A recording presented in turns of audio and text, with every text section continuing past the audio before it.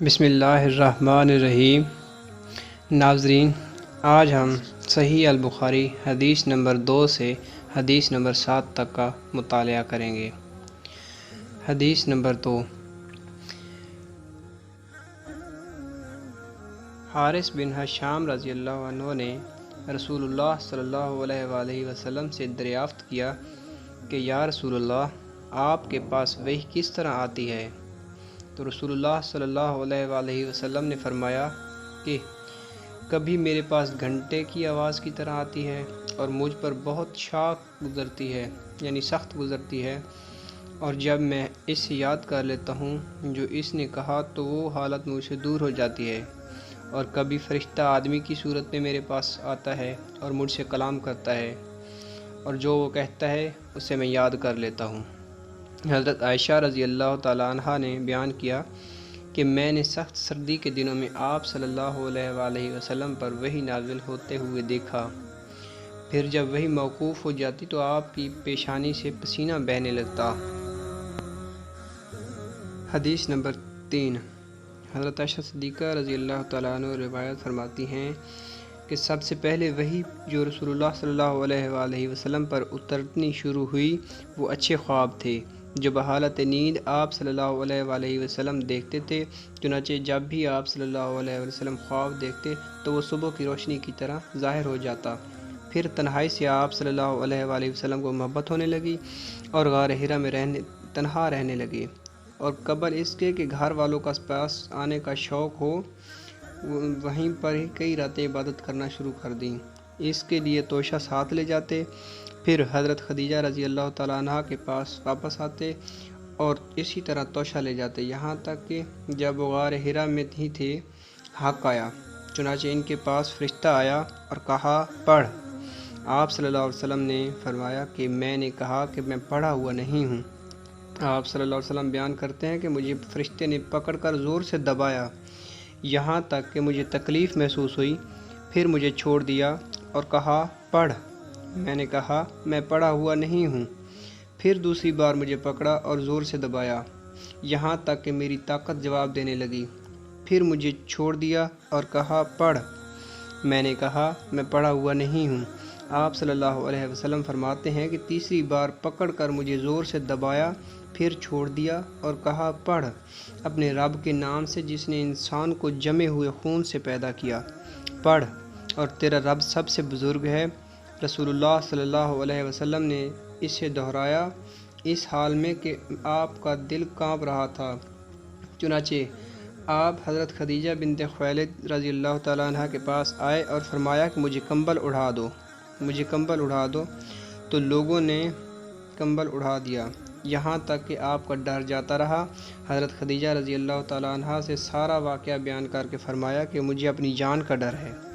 حضرت خدیجہ رضی اللہ تعالیٰ عنہ نے کہا ہرگز نہیں، اللہ کی قسم، اللہ تعالیٰ آپ صلی اللہ علیہ وسلم کو کبھی بھی رسوا نہیں کرے گا۔ آپ صلی اللہ علیہ وسلم تو صلح رحمی کرتے ہیں، ناتواں کا بوجھ اپنے اوپر لیتے ہیں، محتاجوں کے لیے کماتے ہیں، مہمانوں کی مہمان نوازی کرتے ہیں، حق کی راہ میں مصیبتیں اٹھاتے ہیں۔ پھر حضرت خدیجہ رضی اللہ تعالیٰ عنہ آپ صلی اللہ علیہ وسلم کو لے کر ورقہ بن نوفل بن اسید بن عبد العزیز کے پاس گئیں، جو حضرت خدیجہ رضی اللہ تعالیٰ عنہ کے چچا زاد بھائی تھے۔ زمانہ جاہلیت میں نصرانی ہو گئے تھے اور عبرانی کتاب لکھا کرتے تھے، چنانچہ انجیل کو عبرانی زبان میں لکھا کرتے تھے۔ جس قدر اللہ تعالیٰ چاہتا نابینا اور بوڑھے ہو گئے تھے۔ ان سے حضرت خدیجہ رضی اللہ تعالیٰ عنہ نے کہا اے میرے چچا زاد بھائی، اپنے بھتیجے کی بات سنو۔ آپ سے ورقہ بن نوفل نے کہا اے میرے بھتیجے، تم کیا دیکھتے ہو؟ تو جو کچھ رسول اللہ صلی اللہ علیہ وسلم نے دیکھا تھا بیان کر دیا۔ ورقہ نے آپ سے کہا کہ یہی وہ ناموس ہے جو اللہ تعالیٰ نے حضرت موسیٰ علیہ السلام پر نازل فرمایا تھا۔ کاش میں نوجوان ہوتا، کاش میں اس وقت زندہ ہو رہتا جب تمہاری قوم تمہیں نکال دے گی۔ تو رسول اللہ صلی اللہ علیہ وسلم نے فرمایا کیا وہ مجھے نکال دیں گے؟ ورقہ نے جواب دیا ہاں، جو چیز تو لے کر آیا ہے، اس طرح کی چیز جو بھی لے کر آیا اس سے دشمنی کی گئی، اگر میں تیرا زمانہ پاؤں تو میں تیری مدد پوری کروں گا۔ پھر زیادہ زمانہ نہیں گزرا کہ ورقہ کا انتقال ہو گیا اور وحی کا آنا کچھ دنوں کے لیے بند ہو گیا۔ ابن شہاب نے کہا کہ مجھ سے ابو سلمہ بن عبد الرحمن نے بیان کیا کہ جابر بن عبداللہ انصاری وحی کے رکنے کی حدیث بیان کر رہے تھے، تو حدیث میں بیان کیا کہ حضرت صلی اللہ علیہ وسلم بیان فرما رہے تھے کہ ایک بار میں جا رہا تھا تو آسمان سے ایک آواز سنی، نظر اٹھا کر دیکھا تو وہی فرشتہ تھا جو میرے پاس حرا میں آیا تھا، آسمان و زمین کے درمیان کرسی پر بیٹھا ہوا تھا۔ مجھ پر رعب طاری ہو گیا اور واپس لوٹ کر میں نے کہا مجھے کمبل اڑا دو، مجھے کمبل اڑا دو۔ تو اللہ تعالیٰ نے یہ آیت نازل فرمائی، اے کمبل اوڑھنے والے، اٹھ اور لوگوں کو ڈرا اور اپنے رب کی بڑائی بیان کر اور اپنے کپڑے کو پاک رکھ اور ناپاکی کو چھوڑ دے۔ پھر وحی کا سلسلہ گرم ہو گیا اور لگاتار آنے لگی وحی۔ عبداللہ بن یوسف اور ابو صالح نے اس کے مطابق حدیث بیان کی ہے اور حلال بن رواد نے زہری سے مطابقت کی ہے۔ یونس اور معمر نے فوادہ کی جگہ بوادہ استعمال بیان کیا۔ حدیث نمبر 4، عبداللہ انصاری رضی اللہ تعالیٰ عنہ روایت کرتے ہیں کہ آپ صلی اللہ علیہ وسلم نے وحی کے رک جانے کے زمانے کے حالات بیان فرماتے ہوئے کہا کہ ایک روز میں چلا جا رہا تھا کہ اچانک میں نے آسمان کی طرف ایک آواز سنی اور میں نے اپنا سر آسمان کی طرف اٹھایا، کیا دیکھتا ہوں کہ وہی فرشتہ جو میرے پاس غار حرا میں آیا تھا وہ زمین و آسمان کے بیچ میں ایک کرسی پر بیٹھا ہوا ہے۔ میں اس سے ڈر گیا اور گھر آنے پر میں نے پھر کمبل اوڑھنے کی خواہش ظاہر کی۔ اس وقت اللہ پاک کی طرف سے یہ آیت نازل ہوئی، اے لحاف اوڑھ کر لیٹنے والے، اٹھ کھڑا ہو اور لوگوں کو عذاب الہی سے ڈرا اور اپنے رب کی بڑائی بیان کر اور اپنے کپڑوں کو پاک صاف رکھ اور گندگی سے دور رہ۔ اس کے بعد وہی تیزی کے ساتھ پے در پے آنے لگی۔ اس حدیث کو یحییٰ بن بکیر کے علاوہ لیث بن سعد سے عبداللہ بن یوسف اور ابو صالح نے بھی روایت کیا ہے۔ حدیث نمبر 5، ابن عباس رضی اللہ تعالیٰ عنہ روایت بیان کرتے ہیں کہ انہوں نے بیان کیا قرآن اترتے وقت حضرت صلی اللہ علیہ وسلم سخت محنت اٹھاتے تھے۔ منجملہ ان کے ایک یہ تھا کہ آپ اپنے دونوں ہونٹ ہلاتے تھے۔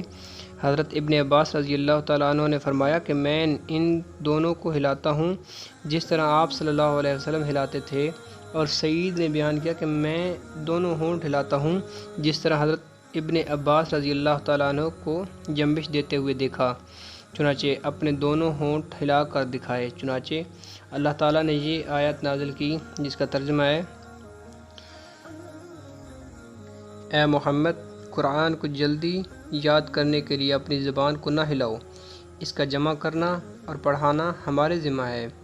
حضرت ابن عباس رضی اللہ تعالیٰ عنہ کہتے ہیں کہ قرآن کا تمہارے سینے میں جمع کر دینا اور اس کو تمہارا پڑھنا، پھر جب ہم اس کو پڑھ لیں تو اس کے پڑھنے کی پیروی کرو۔ ابن عباس رضی اللہ تعالیٰ عنہ فرماتے ہیں، اس کو سنو اور چپ رہو، پھر یقیناً اس کا مطلب سمجھا دینا ہمارے ذمہ ہے، پھر بلا شبہ میرے ذمہ ہے کہ تم اس کو پڑھو۔ اس کے بعد جب جبرائیل آپ کے پاس آتے تو آپ صلی اللہ علیہ وسلم غور سے سنتے، پھر جب جبرائیل علیہ السلام چلے جاتے تو اس کو رسول اللہ صلی اللہ علیہ وسلم پڑھتے تھے جس طرح جبرائیل علیہ السلام نے پڑھا تھا۔ حدیث نمبر 6، حضرت ابن عباس رضی اللہ تعالیٰ عنہ روایت بیان کرتے ہیں کہ رسول اللہ صلی اللہ علیہ وسلم سب سے زیادہ سخی تھے، اور خاص طور پر رمضان میں جب جبرائیل علیہ السلام آپ صلی اللہ علیہ وسلم سے ملتے تو آپ صلی اللہ علیہ وسلم سب لوگوں سے زیادہ سخی ہوتے تھے، اور جبرائیل علیہ السلام آپ سے رمضان کی ہر رات میں ملتے اور قرآن کا دور کرتے۔ نبی صلی اللہ علیہ وسلم بھلائی پہنچانے میں ٹھنڈی ہوا سے بھی زیادہ سخی تھے۔